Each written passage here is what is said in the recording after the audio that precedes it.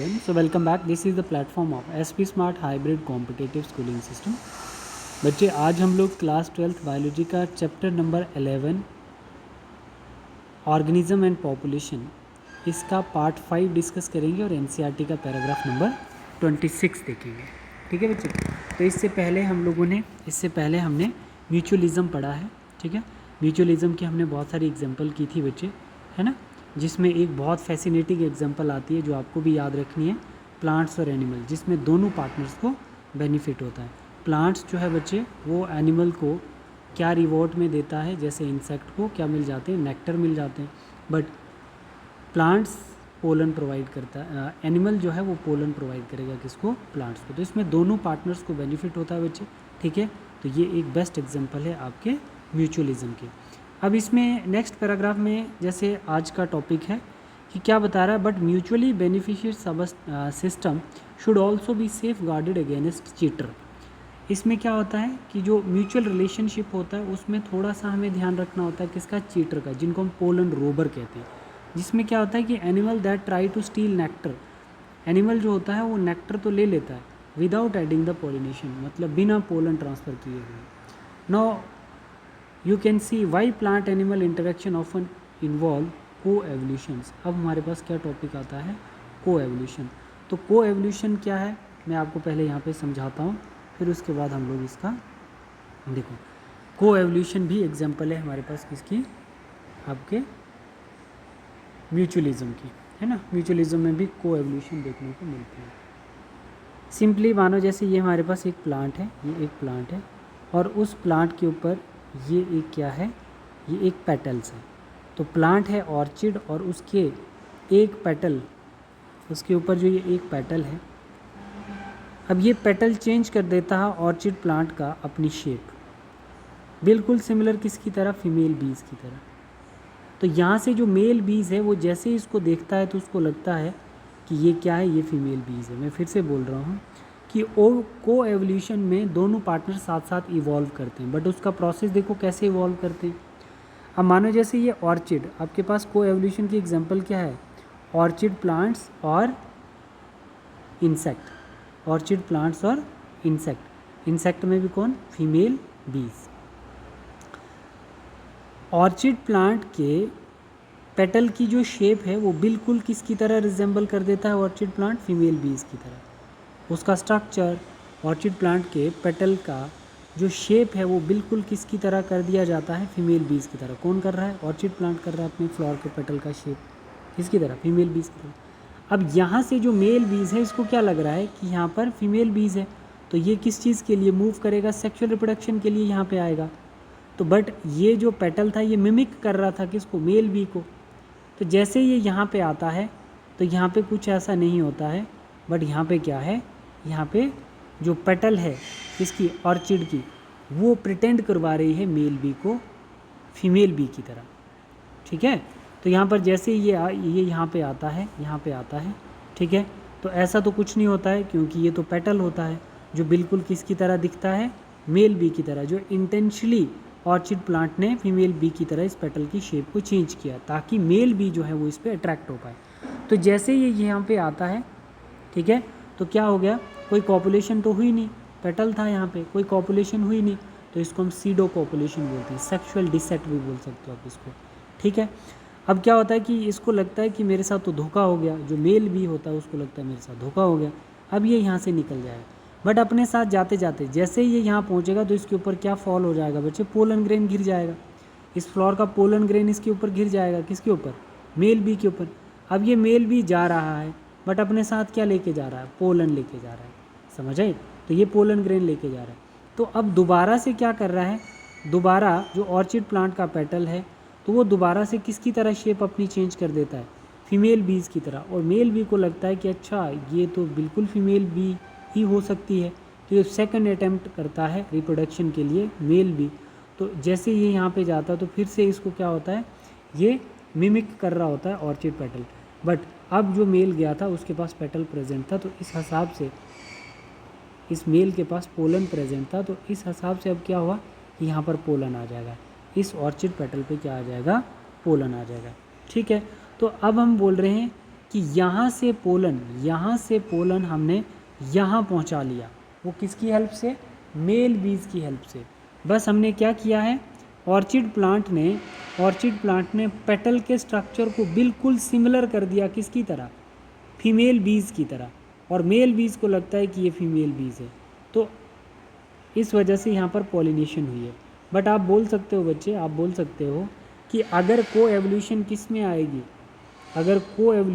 आएगी, फीमेल बीज में आएगी, तो उसके पैरेलली ऑर्चिड प्लांट को भी अपने पेटल की शेप चेंज करनी पड़ेगी, नहीं तो अट्रैक्ट नहीं हो पाएगा मेल बीज। ठीक है, अगर ये मेल बीज अट्रैक्ट नहीं होगा तो को एवोल्यूशन नहीं होगी बच्चे। तो हमने कैसे पोलन ट्रांसफ़र करवाया, आपको ये पता चल गया। देखो, coevolutions of the mutualist, that is the evolution of the flower and its pollinator species are tightly linked one another in many species of, ये देखो फिग ट्री वाला हम बाद में पढ़ेंगे, पहले आप यहाँ पे आ जाओ 28 पे, इस पे देखना। बोल रहा है कि ऑर्चिड शो, इस पे तो नहीं कुछ रह गया थोड़ा सा,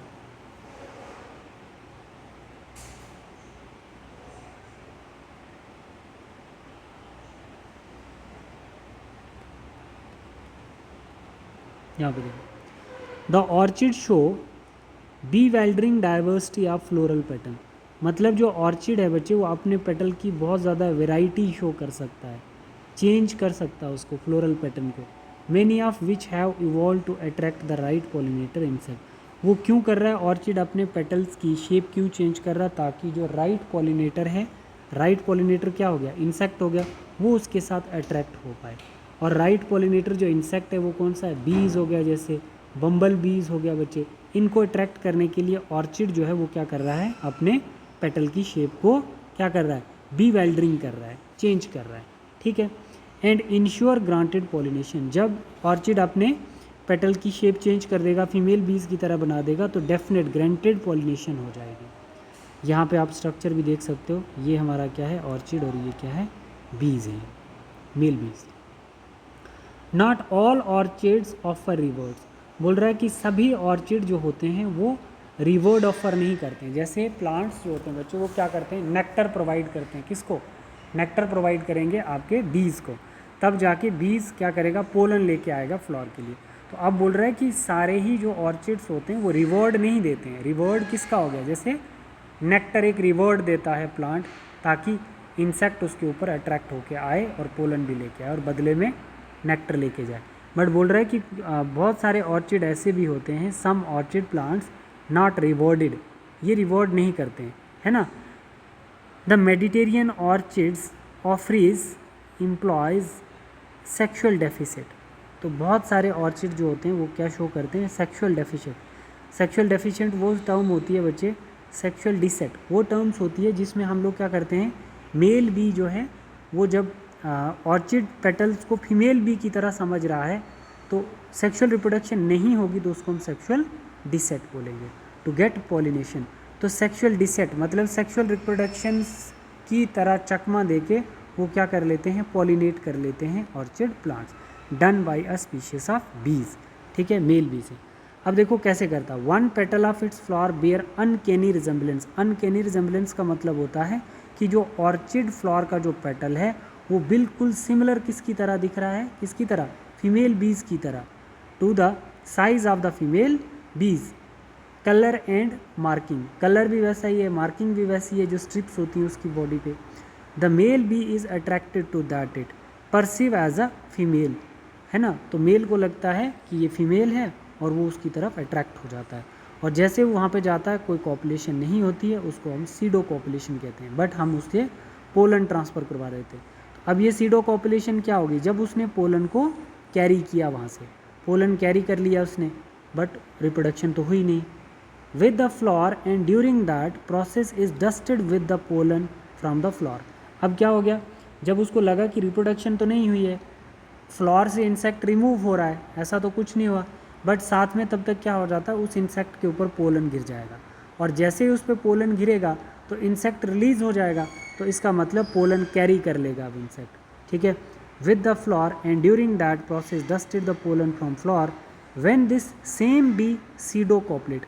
अब उस इंसेक्ट के ऊपर पोलन है और वो पोलन दोबारा से सीडो कॉपलेट करने चल पड़ा, मतलब दोबारा मिमिक कर रहा है उसको ऑर्चिड का पेटल्स, और उस ऑर्चिड के पेटल को ये जो मेल बी है ये क्या परसीव कर रहा है, क्या परसीव कर रहा है, उसको लग रहा है कि ये क्या है, ये आपकी फीमेल बीज है। तो दोबारा जब जाता है तो फिर भी वहाँ पर फीमेल बीज तो नहीं होती है, बट दूसरे फ्लोर पे जब जाता है तो वहाँ पर फीमेल बीज तो नहीं होगी, बट वहाँ पर ट्रांसफ़र हो जाएंगे पोलन्स, है ना, पोलन ट्रांसफ़र हो जाएंगे। जो उसने पहले उठाया था सीडो कॉपलेट करके, जो पहले पोलन उठाया था, अब दूसरा जब सीडो कॉपलेट करने जा रहा है उसको अट्रैक्ट कर रहा है कौन, ऑर्चिड का पेटल। जब वहाँ जाता है तो कोई वहाँ पर रिप्रोडक्शन तो होती नहीं है, बट पोलन जो उसने पहली सीडो कॉपुलेशन में कैरी किया था अब दूसरी सीडो कॉपुलेशन में जाके वो वहाँ पर डिलीवर भी कर रहा है। तो ऐसे पोलन ट्रांसफ़र हो गए, and thus pollinations the flower, thus pollinate the flower, ऐसे फ्लावर पॉलिनेट कर लेगा। Here you can see how co evolution operate, तो आप देख सकते हैं कि को एवोल्यूशन कैसे ऑपरेट होती है। आई होप कि आपको ये मैं क्लियर समझा पाया होगा।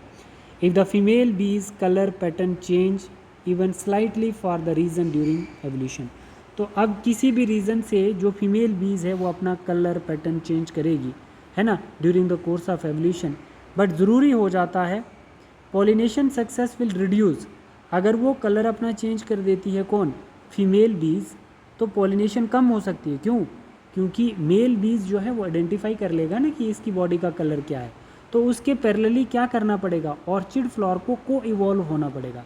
अगर फीमेल बीज अपना कलर चेंज कर रही है, शेप चेंज कर रही है, तो उसके पैरेलल ही क्या करना पड़ेगा, ऑर्चिड फ्लावर को भी इवॉल्व होना पड़ेगा, maintain the resemblance of its petal, उसी फीमेल बीज की तरह उसको अपना क्या करना पड़ेगा, अपने पेटल का साइज़, कलर, शेप भी चेंज करनी पड़ेगी फीमेल बीज की तरह, तभी जाके हर बार कंटिन्यूसली क्या होगा, मेल बीज जो होगा उसको चकमा लगेगा और वो पोलन ट्रांसफ़र करता जाएगा, उसको हम बोलते हैं को एवोल्यूशन।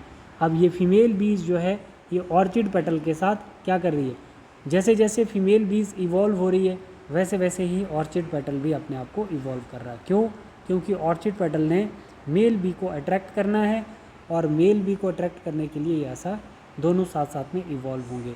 तो जैसे जैसे मेल बी आएगा वैसे वैसे एक फ्लावर से दूसरे फ्लावर में पोलन कैरी करके लेके जाएगा, ठीक है, तो पोलिनेशन हो जाएगा। ठीक है बेटा, ये था हमारा आज का इसमें टॉपिक। अब हम देखते हैं पैरासाइटिज्म क्या होता है। म्यूचुअलिज्म हमारा ख़त्म हुआ, पैरासाइटिज्म देखो बच्चे, म्यूचुअलिज्म अभी ख़त्म नहीं हुआ, एक एग्जांपल और है इसकी, म्यूचुअलिज्म की एक और एग्जांपल है, देखना ज़रा, यहाँ से मैं आपको बताऊँगा।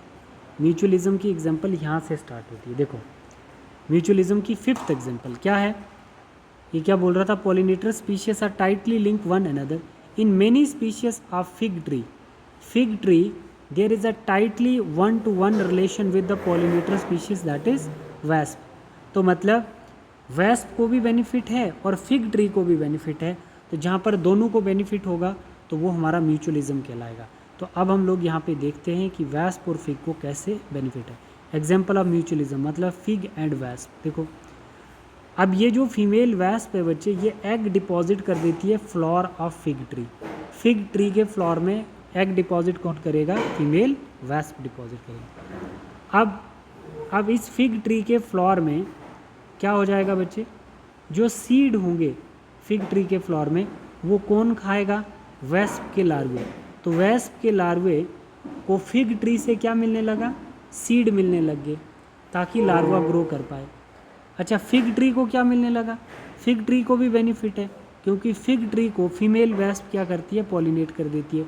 जैसे ही फीमेल वेस्प एग हैच करने आती है फिग ट्री पे, साथ में पोलन लेके आ जाती है, ठीक है, और फिर जाएगी फिर आएगी, तो वेस्प जो है ये पॉलिनेशन करने में फिग ट्री को हेल्प करती है।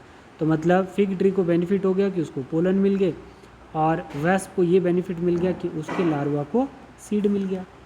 समझ आया, तो दोनों ही पार्टनर्स को यहाँ पर बेनिफिट है। देखो जरा, it means that even fig species can pollinate only by its partner wasp.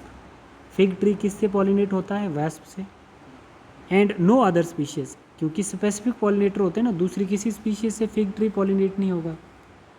The female wasp use the fruit, जो फीमेल वेस्प होती है वो फिग ट्री का फ्रूट यूज़ करेगी, not only as in the oviposition, ना ही सिर्फ egg laying करेगी, इवन कि उसके सीड भी यूज़ करेगी, ठीक है।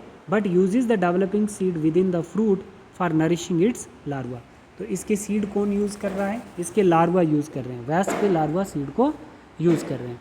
अच्छा, उसके बदले में in return for the favour of pollination, तो वैस्प जो है फिग ट्री को क्या करती है?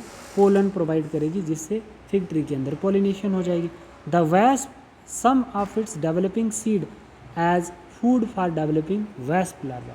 तो मतलब वैस्प जो इंसेक्ट है उसके लार्वा को फिग ट्री फीड कर रहा है, ठीक है, तो बेनिफिट हो गया वैस्प का। बदले में फिग ट्री को वैस्प क्या दे रही है बच्चे? पोलन प्रोवाइड कर रही है, तो फिग ट्री की पॉलिनेशन हो रही है। दोनों पार्टनर्स को यहाँ पर बेनिफिट है। क्लियर है बच्चे यहाँ पर? है ना बेटा? यहाँ तक क्लियर हो गया सबको। अब हम लोग बात करते हैं पैरासाइटिज्म की। देखो बच्चे, पैरासाइटिज्म में कुछ नहीं है। Considering that the parasitic mode of life ensure free lodging and meals. Parasitism मान के चलो कि जैसे हमारी बॉडी में एंडोपैरासाइट्स होते हैं, ठीक है, तो उनके लिए क्या है? फ्री लॉजिंग है, आराम से रह रहे हैं, आराम से खाना मिल रहा है, जहाँ हम मूव करेंगे वहाँ पे वो भी मूव कर जाएंगे, ठीक है। It is not surprising that, इसमें सरप्राइज होने वाली कोई बात नहीं है कि parasitism has evolved in so many taxonomic group from higher plant to higher vertebrates, है ना। प्लांट्स में, एनिमल्स में आपको पैरासिटिज्म वाला रिलेशन देखने को मिलेगा, है ना। जैसे कैस्क्यूटा प्लांट है ना, वो भी एक पैरासिटिक प्लांट है।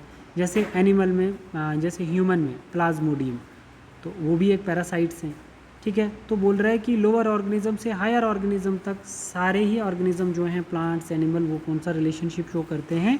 पैरासाइटिज्म वाला रिलेशनशिप शो करते हैं।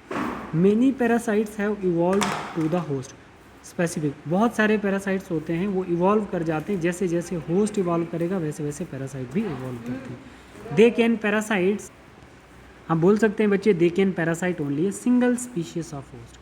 तो मतलब ऐसा नहीं होता है कि किसी का पैरासाइट किसी पे डाल दो, मतलब जो पैरासाइट होते हैं वो स्पेसिफिक होते हैं होस्ट के। जैसे हमारे जैसे मलेरिया डिजीज़ है तो हमारी बॉडी में कॉज हो सकती है, ह्यूमन में, किसी और में नहीं हो सकता ना बच्चे, क्योंकि जो प्लाज्मोडियम है वो स्पेसिफिक है ह्यूमन सेल्स को लेके, ठीक है, ऐसा है। In such a way that both host and parasite tend to coevolve. तो बोला जा रहा है कि हम थोड़ी चाहते हैं कि हमारी बॉडी में पैरासाइट ग्रो करे, तो होता क्या है कि जैसे जैसे हम इवॉल्व करते हैं तो हमारे साथ साथ हमारी बॉडी के अंदर जो पल रहा होगा पैरासाइट वो भी इवॉल्व होता होगा, उसी को हम को इवॉल्व कहते हैं।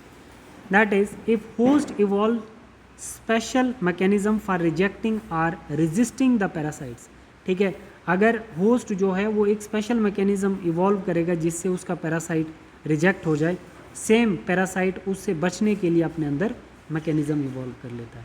The parasite has to evolve mechanism to counteract, जो पैरासाइट है वो होस्ट के इवॉल्विंग मैकेनिज्म को काउंटरएक्ट करता है। मानो अगर होस्ट ने कोई मैकेनिज्म इवॉल्व किया होगा अपनी बॉडी के अंदर, सेम पैरासाइट भी इवॉल्व कर लेगा, उसको न्यूट्रलाइज देम कर देगा in order to successful with the same host species.